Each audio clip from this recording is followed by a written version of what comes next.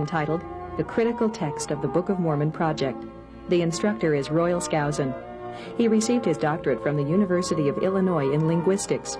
He is a professor of English at Brigham Young University.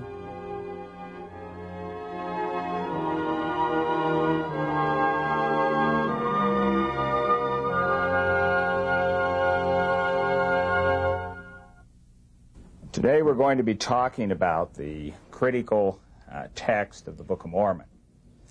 And a lot of people, when they hear this term, wonder exactly what a critical edition of the Book of Mormon might be. Some people have misinterpreted it to think that it means something that's critical of the Book of Mormon. And in fact, when Farms first published the first critical edition of the Book of Mormon, it went out on one of the news services that at BYU a book critical of the Book of Mormon had just been published. Briefly, a critical edition of the Book of Mormon has two main objectives. The first is to determine the original text of the Book of Mormon. And I always add, when I say this, to the extent that it can be determined. And because, as we'll see, there are difficulties in obtaining what the original text was. Now, I might explain here what we mean by the original text. We are not attempting to figure out what the original language was. We would have to have the actual plates to do that. What we're referring to is the English language text that Joseph Smith received by means of the sacred interpreters that he was using. And there is evidence, as we will talk about, that Joseph Smith was apparently able to actually see words of English in this approach, or the methods that he was using. So that's one of our major purposes, is try to determine what Joseph Smith actually saw and then attempted to dictate to the scribes that were writing down what he was saying. The second aspect of this project is to then determine the history of the text of the Book of Mormon as it has changed over the many editions that have been published of that book. Now, as we look at the history of the text of the Book of Mormon, we discover that there are changes which have taken place over time. Some of these are accidental. A scribe, in attempting to make a copy of the original manuscript, may make errors in that transcription. A printer, in setting the type for an edition, may make errors. These are accidental errors. There are other kinds of changes which are done on purpose. This would be chiefly editing, where you have individuals that look at a particular expression and say, well, this isn't standard English, and perhaps their goal is to have the text in a more appropriate form of English, and so changes will be made in that way. So the critical edition, as it turns out, will be a version of the Book of Mormon that's unlike the typical kind of version that you have. When you look at your current edition of the Book of Mormon, there are notes down here at the bottom, but none of them tell you things like, well, the 1830 edition, instead of reading this word, read some other word. There is not one place in this edition where it tells you what other readings might have been at earlier periods of time. This is, in essence, what a critical edition does. It typically has a text on a given page, such as here, and it has notes at the bottom, but the notes tell you how the text has changed over time. The term critical comes from a Greek word meaning to decide or to judge. And a critical edition is one that provides readings at the bottom of the page that allows the reader to decide what he or she might think would be then the correct reading. In other words, you're given a choice. Very seldom do you ever pick up a book that is done this way. Every book that you read, probably virtually every book you read, is a non-critical text. and it just gives you one version of it and doesn't have variant readings. Well, someone might ask, well, why do we need a critical edition? And I would say that the average member of the church doesn't need a critical edition. Essentially, a critical edition is being produced for scholars who have need for the kinds of information about the history of the text and what the original language might have been. For example, researchers may be interested in studying the actual language as the book was revealed through Joseph Smith.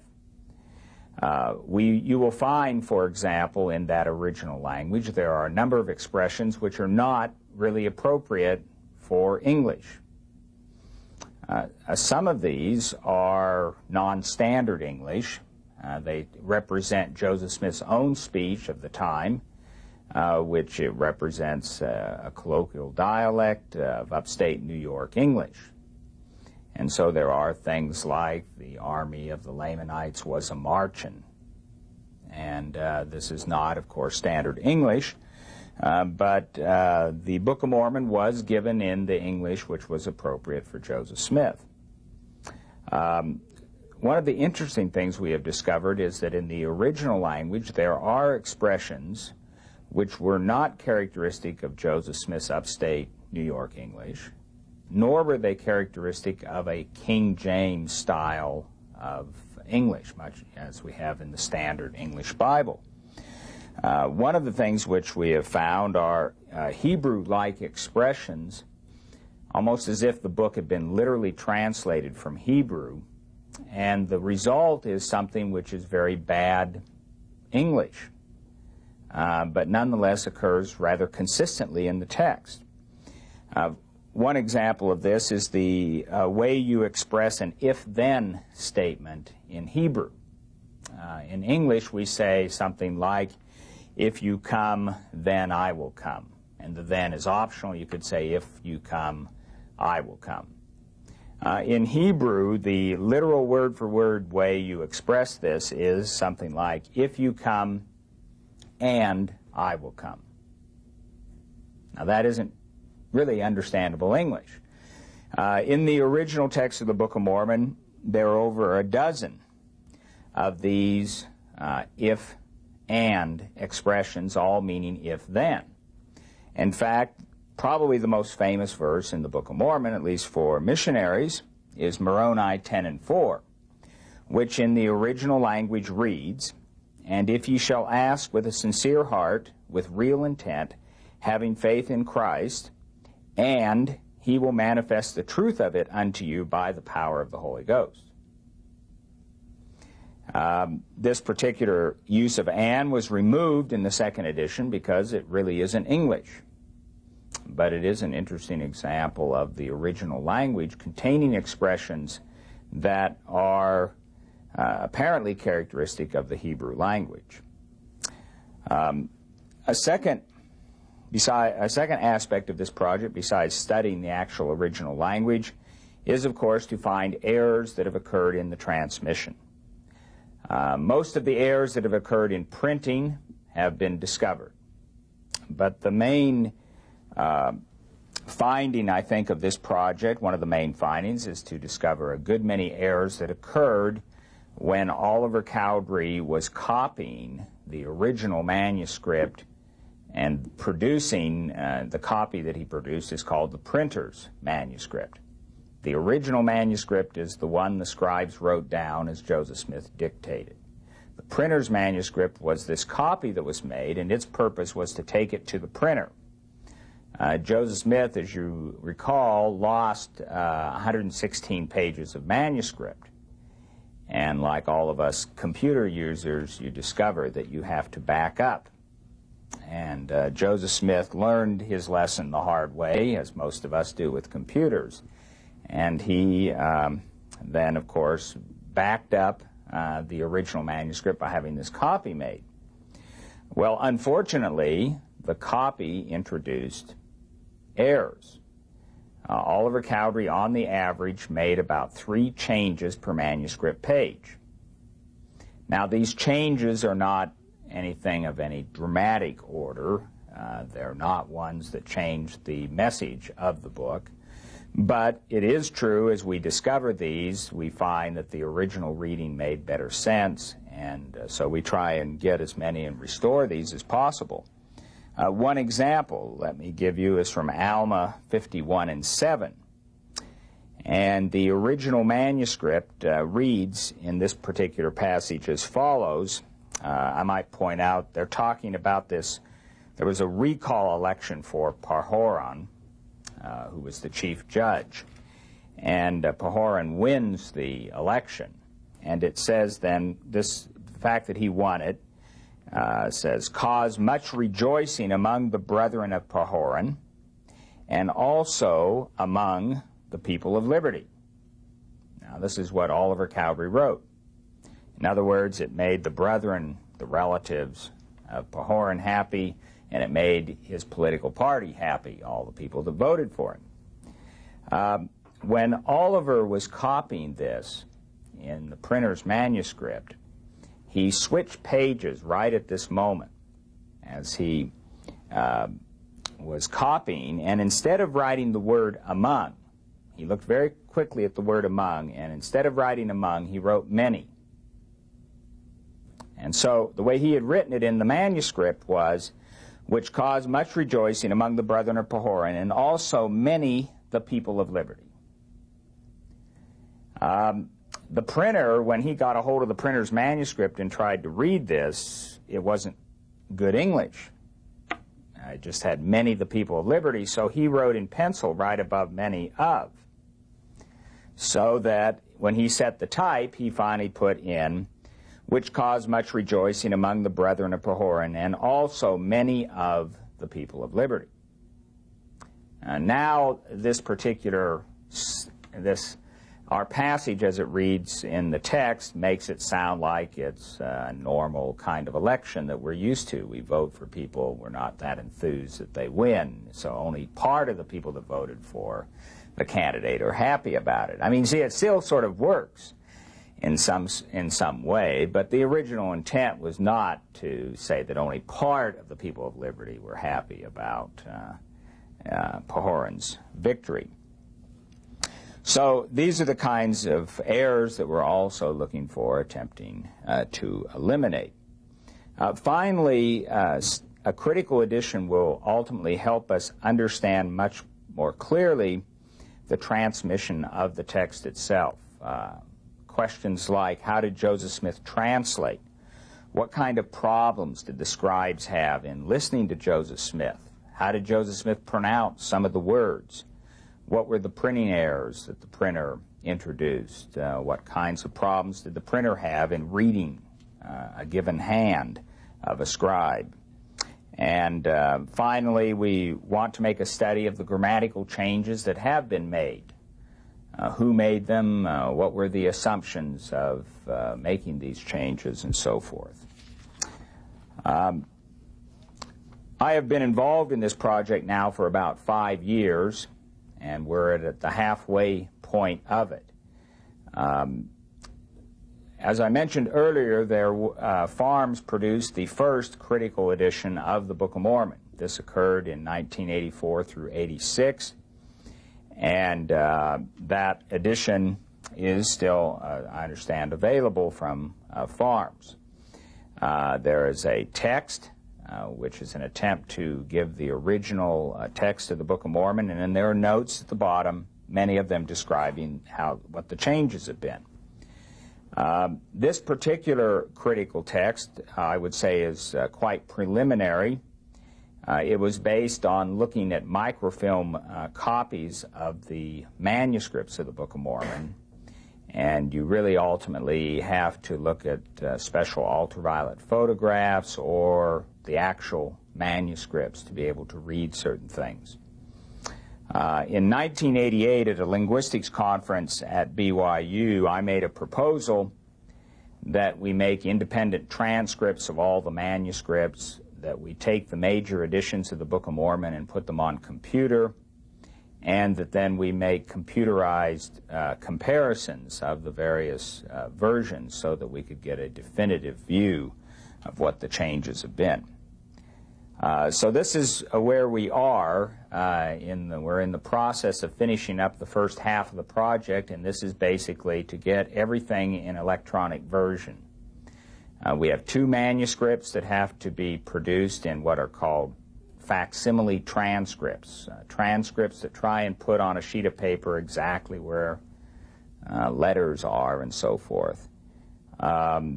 We have 17 editions of the Book of Mormon that we have put on computer, beginning with the 1830 edition and going up to our 1981 edition. And the first half of the project it's taken us 5 years just to get these things on computer. We did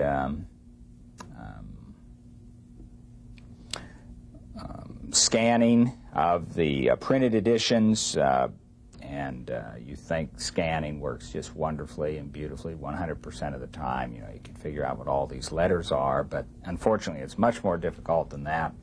Some of those early editions were printed with poor type, and the letters are not clear to a machine trying to read them. To us, they're usually pretty clear, but if you have a B, for example, and just a little part down at the bottom is missing, it'll look like an H to the scanner. Even though when we read it, it just looks like a B because we're reading holistically, but the scanner's just reading one letter at a time. The second half of this project, we are going to be doing a number of things. We're going to be doing what's called a computer collation, a big comparison project of all the textual sources of the Book of Mormon. We will then create a large database where you can just look up any word and see how it was been used in all the different editions or any place in the book. And this is very necessary, actually, for studying the text and trying to figure out what it was originally like. Ultimately, we will create a critical text by selecting the appropriate readings, the ones that represent the original. We're going to try and do this without editing, that is, without actually typing it in again ourselves, because if we do this, we've created another text, another monster full of typos and other problems. So we don't want to create the 20th text here, although we are, but we're trying to prevent creating something that we have to spend 5 years checking. One important aspect of this project is to study what are called conjectural emendations. These are changes that we propose in the text based on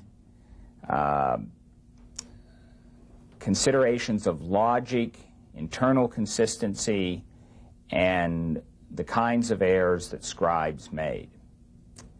There are numerous places where we think there might be an error in the text, but all of the manuscript forms don't directly give us evidence as to what the correct reading should be.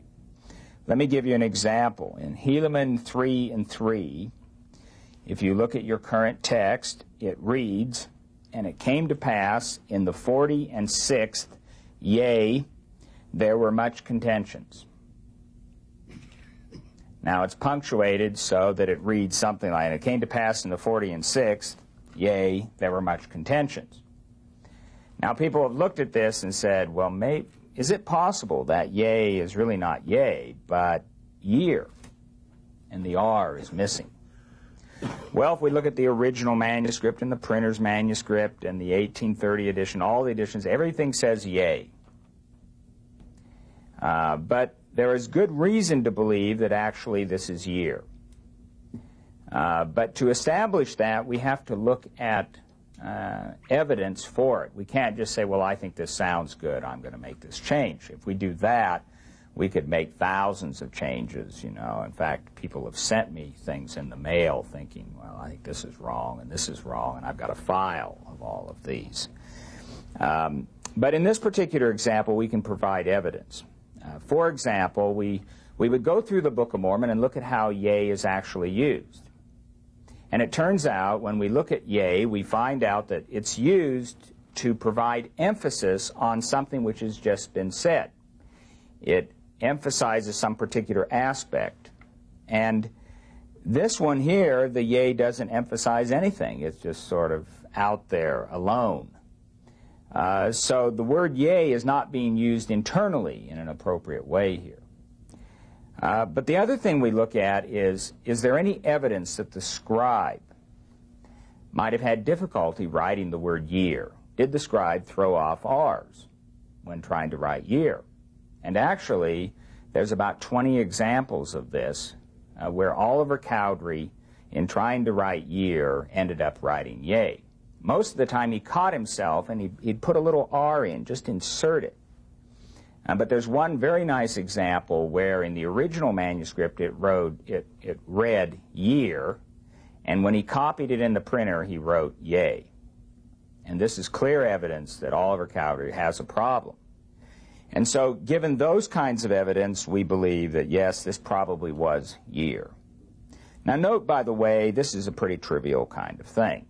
It isn't really going to change, our understanding of the book. And I think this is an important thing to keep in mind when we talk about the changes, because some people, I think, have a very misconceived notion and have an idea, first of all, that the Lord would have somehow prevented any change from ever occurring. But no, the Lord has had people work on the text. They've tried to do their best, but human error does occur. Well, let me mention a little bit about what we know of these two manuscripts, because this has probably been the most exciting part of the project, is getting access to the manuscripts. There are two manuscripts. One is called the original, as I mentioned. This is the dictated manuscript. It was produced during the spring and early summer of 1829. Then after that part was completed, the printer's manuscript was produced. This is the copy that was made. The printer's manuscript was not produced all at once. They didn't just sit down and say, now we're going to make this copy. Rather, they produced the printer's manuscript as the printer needed material. But this nonetheless usually forced them about every week and a half to produce 24 pages of manuscript. The printer's manuscript was produced beginning in August of 1829, and probably in the early months of 1830 it was completed as the printing took place itself. Of the original manuscript, we only have about 25 to 30% of it. In 1841, Joseph Smith placed the manuscript in the cornerstone of the Nauvoo House, the hotel that was being built in Nauvoo. About 40 years later, Louis Bideman, the second husband of Emma's, removed the manuscript from the cornerstone. The seal on the cornerstone had been broken over the years, and water had seeped in, and moisture and mold and had attacked the books, the manuscript, and other things that were there in that. The manuscript was probably been just placed in there, and what had happened basically is the very top sheets were preserved and the middle section was preserved, but the portions at the bottom where there could have been more water have been apparently almost totally destroyed. Louis Bideman handed out the better preserved sheets over the next 6 years. And most of them went to LDS people, and these sheets have ultimately ended up in the church's historical department in Salt Lake City. These sheets are extremely difficult to read because of the water damage. When you look at a typical sheet in normal light, you can just barely see some faint brown ink. The ink, black ink, turns brown over time. But even these are extremely difficult to read, and some of them, you can't hardly see anything on the page. In the early 1950s or perhaps late 1940s, these sheets were photographed in ultraviolet light, and this brought out the ink for the most part. And so actually we rely more upon these photographs that were made to figure out what the original manuscript reads than the actual manuscript. The printer's manuscript, on the other hand, is virtually intact. We're only missing about 3 lines or so from the first page that got worn off. The printer's manuscript was taken by Oliver Cowdery when he left the church in 1838. Oliver died in 1851, and David Whitmer, he was at David Whitmer's home. In fact, that was his brother-in-law, and so as he was dying, he gave the manuscript to David Whitmer for David to keep, to safe keep. When David Whitmer died in the late 1880s, his grandson received it, and his grandson, after some time, attempted to sell the manuscript, and it was bought by the RLDS Church in the first decade of the 1900s. So this manuscript exists. It's difficult to work with it because it is the printer's manuscript, and this means the manuscript goes to the printer, and the printer started marking up things. They even cut part of the sheets and so forth. Fortunately, they pinned them back together, and so we have, 99.99% of that manuscript. Some of the things that we've discovered about the Book of Mormon from these manuscripts include things like we can show that the original manuscript is a dictated manuscript. That is, the person writing it is listening to someone else, because the errors that are made are the kinds that you would make by mishearing. For example, them and him are switched because Joseph Smith is apparently saying something like, "He saith unto him." And the scribe doesn't know, is it him or them? And so sometimes writes one or the other and then crosses it out and so forth. In fact, there are a couple places where I believe that we still have the wrong one. Or another example where it speaks about a reed, and it's quoting Isaiah, and it ends up being weed in the original manuscript. And weed and reed are really quite close, and weed is the more familiar word, and so these kinds of things occur. We have direct evidence that Joseph Smith could apparently see the spellings of names. Witnesses to the translation said that Joseph Smith, when asked, would spell out names, unfamiliar names, to the scribe, so the spelling would be correct. And we can find evidence in the manuscript of this process taking place. My favorite example is from Helaman 1 and 15, where Oliver Cowdery first writes Coriantumr. He hears it, Joseph Smith pronounces it, and he writes it, and he writes at the end Tummer, Coriantumr.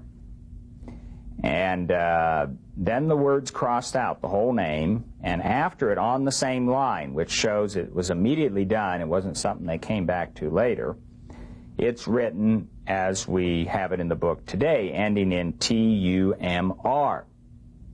Now, when Oliver wrote that Mr, he wrote it, he put M, and then he put R, and he put a big swirl on that R, which he does nowhere else in any of the manuscripts, and it was like, how could you expect me to spell this? And you couldn't. Even if Joseph Smith had said Coriantumr, no matter how slow you do it, you will not, people in English people would have always written M, some vowel, R. So to get MR, Joseph Smith had to have spelled it out letter by letter.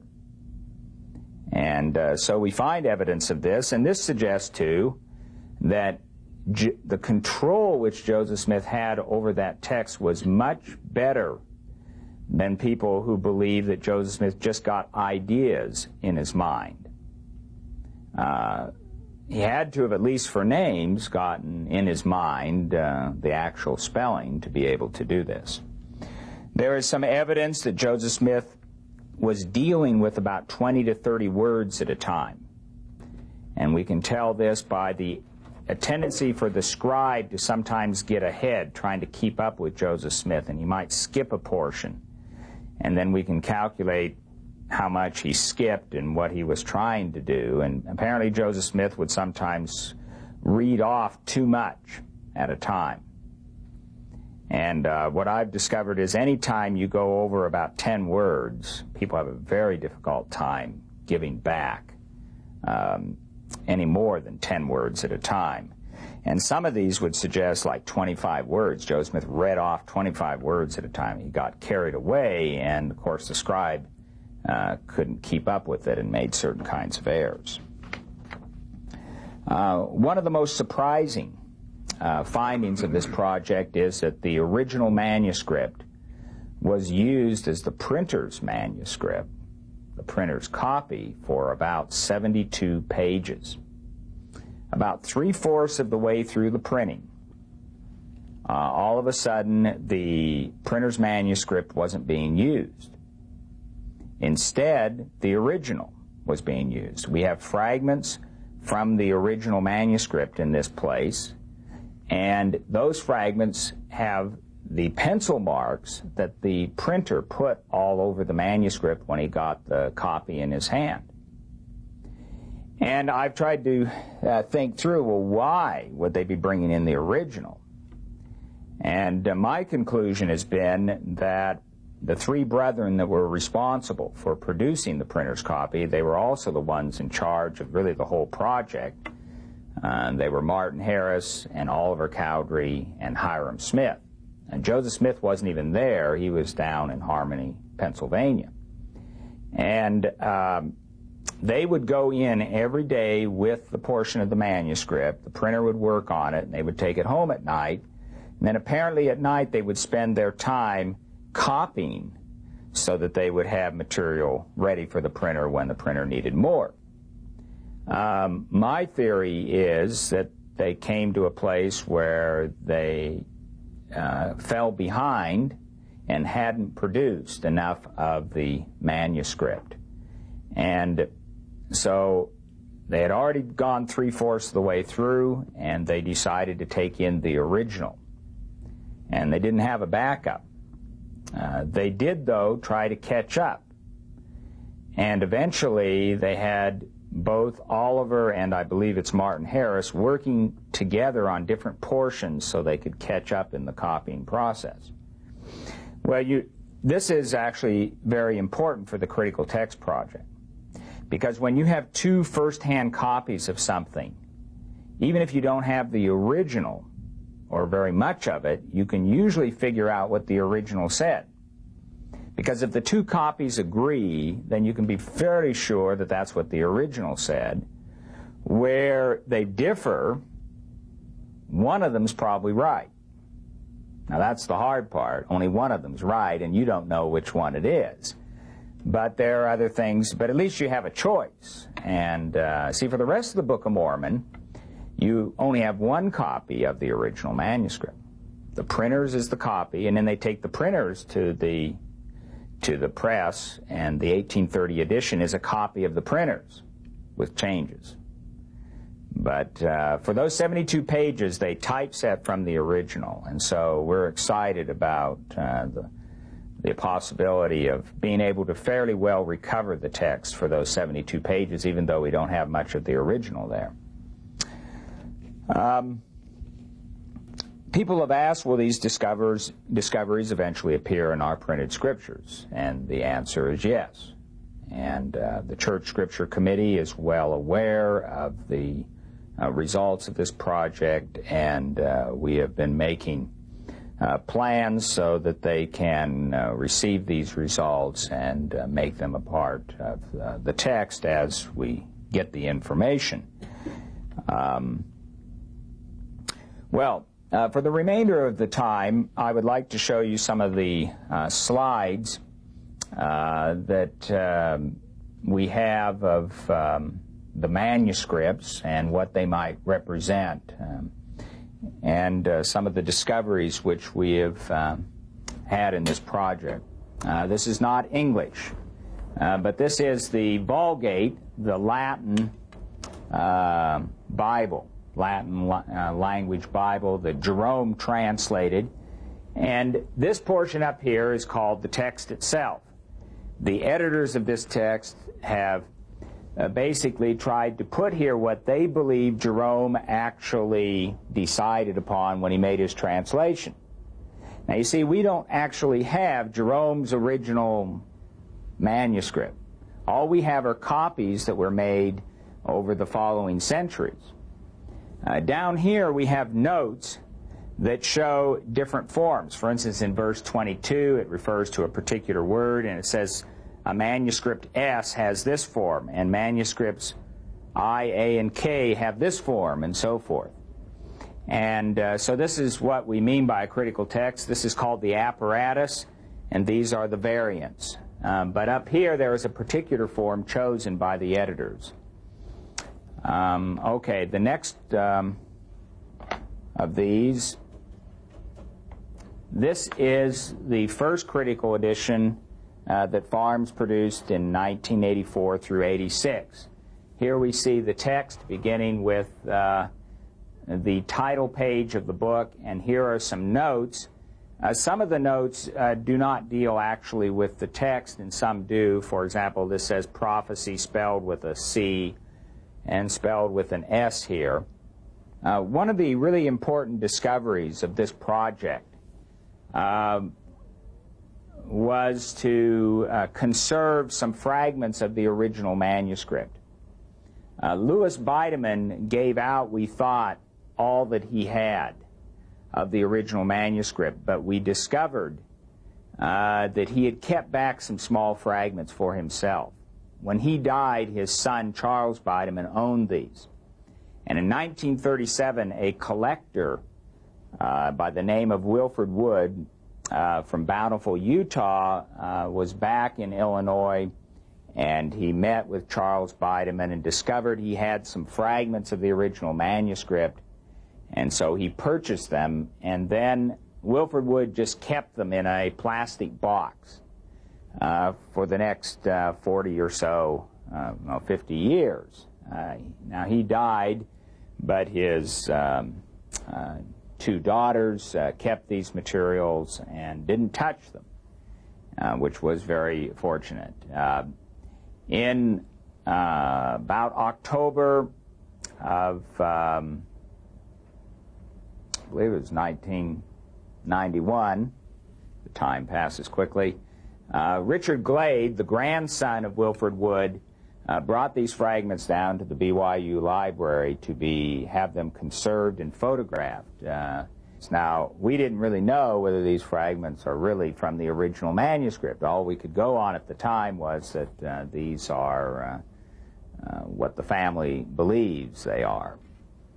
Here we have Robert opening up the plastic box. Now, there is an 1837 Book of Mormon in this box. This 1837 Book of Mormon was also in the cornerstone of the Nauvoo house, and it's very badly damaged. But underneath, in a cellophane container, are these purported fragments from the original manuscript. And here Robert is taking some staples out. This cellophane was stapled at both ends, and so it'll be removed. And here then is what I call the lump. And these kinds, this is typical color for the fragments of the original manuscript, this brown color. I might indicate Mark Hoffman had a heyday with producing missing portions of the original manuscript, but his fragments did not have the appropriate color. In any event, you really can't see much on these fragments as far as writing. A little bit of ink here and there, but it's not going to be easy to read by visually observing the pieces. Now here Robert begins the rather tedious process of pulling these fragments apart. It's very fortunate, I think, that these things were actually preserved in this lump and dry Utah for the last 50 years, and made it really rather easy to take apart the fragments without tearing them. This particular piece of machinery here is a humidifier, and it turned out to be very important for our work, because many of these fragments, if you just had them in normal air and pulled them, as you unfold them, they'll just break. And so what you want to do is get moisture in them so that you can possibly get them unfolded without them breaking. And you could put them in here, and you build up steam inside, then take them out. You can work with them for about 20 minutes before they then dry out completely. The water evaporates and you have to put them back in. Here, one of the conservators, Kathy Bell, is taking out a fragment after it's been humidified. You can see the fog that's been built up there. This is Pam Barrios, also a conservator. She has a fragment here that she is unfolding. She's using an instrument that we call a spatula, not the normal one for flipping eggs, but it works. And here's a close-up of that. Actually, there's more than one piece. These fragments, very often, there were several layers of sheets that were together, and then they get folded on top of each other. One thing which we have to do is patching. Very often, we'll be working with these fragments, and they'll suddenly break apart, but we know they went together, and there's a little semi-transparent kind of patch that can be put on, and Kathy Bell here is doing some patchwork on a fragment to keep it together. After we had basically flattened these pieces, they've been unfolded and flattened, we put them in these envelopes, and then they were ready for the photographer to photograph. David Hawkinson of BYU's Fine Arts Museum is the photographer. He normally does photographic work on paintings and uses infrared photography and ultraviolet. And one of the things which he had to discover here was which process would be the best to photograph these fragments in to bring out the ink. We discovered that the infrared did not work. And the reason for this apparently is that there is no iron in the ink, that it was apparently just made out of vegetable material, and that doesn't show up with the infrared, but for ultraviolet it will. Fortunately, we got something. David wasn't too confident that he was going to get much, but we did get something. The next series just shows you how a fragment can be all sort of squished up, and as we unravel the thing, we can get quite a large fragment out of it. So I'll just go through a series here. Here it is in the humidifier, this very same piece. As soon as it gets in there, it starts to relax when the water is absorbed by the piece. Here it's being teased apart. And it really was sort of amazing to us as this thing got larger and larger. And here is the final piece. This is opened up. As you can see, it looks blank. It is blank. And it turns out this particular piece of paper was not a part of the original manuscript. But it is a part, it's the cover for a petition. Lyman Wight, one of the 12 apostles, had written a petition to the U.S. government about the sufferings that he and his family had undergone while in Missouri. And in the cornerstone, they put one of the petitions. The one they chose was Lyman Wight's, and we found fragments of Lyman Wight's petition in this group of fragments that Wilford Wood had. Here is the photographer, David Hawkinson, and he's preparing a fragment for photography. This actually is the Lyman Wight fragment. It is not a part of the original manuscript, but there is original manuscript stuff here. Here is a black or a color photograph in normal light of the Lyman Wight fragment. In fact, his name is right here, Lyman Wight. And down here is the statement of the county judge certifying that he had appeared before him to give this affidavit. Here is the ultraviolet black and white photograph of the preceding. You can see that you get the text coming out really very nicely. At least for me, it's very nice. Some people don't think this is very good, but it's all relative. We even did some microscopic photographs of the paper to analyze it, and this is the paper of the petition. I think I have another one in here. You can see the different types of paper.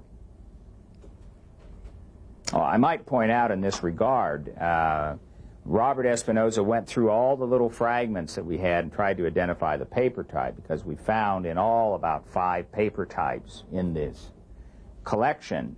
And if you know the paper type, then you have a pretty good idea that a fragment comes from a certain part of the manuscript from bigger fragments where you can identify those. And that helps us then. We don't have to hunt through the whole Book of Mormon if we can read a "the." We only have to hunt through 50 pages to find it. This is a photograph of some machinery used for encapsulating the fragments in mylar. We need to encapsulate them so that they can then be picked up and looked at without damaging them. They will preserve them for time. If later we need to photograph or analyze, we can remove this encapsulation. It's not lamination. When you laminate something, if it's laminated with plastic, that plastic adheres to the actual thing that you have inside it. But we don't laminate, we just encapsulate, which means you have a layer of mylar on top and underneath, and then when they put little points, they sort of stick it together around it and just hold it firm. And so this is how we conserve these pieces. This is a schematic drawing of the 2 manuscripts. This line represents the printer's manuscript, and as you can see, it goes from Moroni, or it goes from 1 Nephi to Moroni, and the line is solid and means we have basically the whole thing. There are some lines along here. These are where the punctuation marks were made by the typesetter. This line here represents the original manuscript and what we have. And the church basically has these long lines here. The Wilford Wood fragments gave us fragments from 58 pages of the manuscript, and they're in 6 different areas, and they're encircled here. There are 4 circles up here. This is basically in 2nd Nephi down through the book of Enos. And then we have some here from the end of Helaman and the beginning of 3rd Nephi, and then we have some from Ether. And so that's, you see, it's rather spotty. We don't have the full manuscript at all. Now I'm going to show you a few fragments. This is a fragment that was all rolled up, and it sort of looks like, well, I won't say, but it was unrolled. It has not been flattened yet. You can see this big watermark in the middle of it, and here it is after it's been flattened. This is from 2nd Nephi 7 and 8, and this shows you what the ultraviolet photography does. But this one, you can definitely read it. It turns out that when Oliver Cowdery was copying this portion into the printer's manuscript, he made 6 changes. And what we find about Oliver is when he's copying, he goes along sometimes page after page, no changes at all, and then all of a sudden, just bam, bam, bam, he just starts making them. And this is an indication that he's getting tired. And so in this one little fragment, as he was copying, he made 6 changes. And this is typical of copy work. When you're tired, you don't even know you're making mistakes. This is the paper from this portion. It is a very coarse paper. It's a machine-made paper.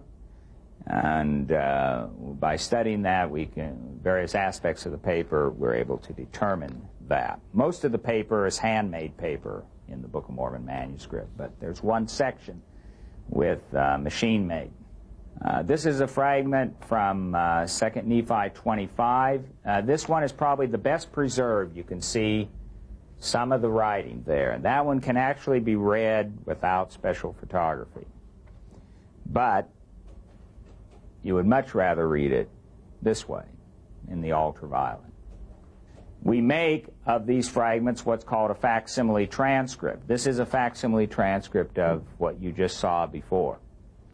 And this is the text of what it actually reads. If there's a word inserted, we put it right above where it actually is.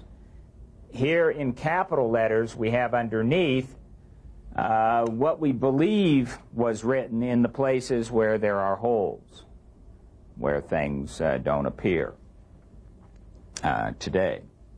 So this is what we call a facsimile transcript. This is a fragment from the end of the book of Jacob. And you can't hardly read anything on this piece. And here we have it in the ultraviolet, and its very famous words at the end, brethren, adieu, the word that anti-Mormons love, because being ignorant of the English language, they think adieu is only a French word. Here is a fragment from the end of Helaman.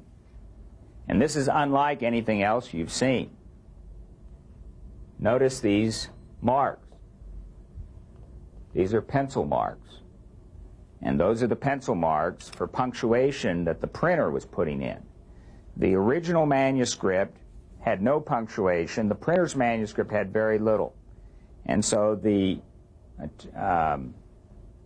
typesetter put these punctuation marks in, and this is one of the proofs that the original manuscript is being used as the printer's copy. And here is the ultraviolet of that same. You can't see the printer's marks very well in this one. Finally, this is a fragment from Ether. And it looks like a piece of dynamite to me, almost with a fuse. And Robert Espinosa took this one apart himself. This is a reconstruction of what's in that. And you can see it here. We've actually reconstructed in a book-like version. And the page I'm going to show you next is this center page. And we can figure out how it was put together. Notice that string coming out. Well, I've sort of reconstructed what it sort of was like. You're willing to look at that if you wish. And there's that centerpiece. And there's the ultraviolet. This piece is very hard to read, even in the ultraviolet. I just want to close by referring to my own testimony of the Book of Mormon. My testimony of the Book of Mormon is not based on the work that I've been doing in this project. I think it has been very interesting to have discovered things which support what witnesses said about the translation, that testify that indeed this really is a revelation from the Lord. My own personal witness of the Book of Mormon comes from an experience I had while reading the book 15 years ago, when the Spirit witnessed to me that the events that I was reading about had actually happened. And I'm grateful for that spiritual witness of the book. I think that is the crucial testimony that we all desire. But it has been of great personal satisfaction to me to see all of my academic work being put to good use, and to find direct evidence for things like the spelling out of names and what Joseph Smith really had to do to be able to translate this book. It's my witness that this book truly is a revelation from our Heavenly Father, and it is for us. And my prayer is that we may read it in that light. And, you know, we learn things from these details that give us understanding. But ultimately, it's that spiritual witness which is the one which really gives us the solid foundation to believe in the book. Thank you.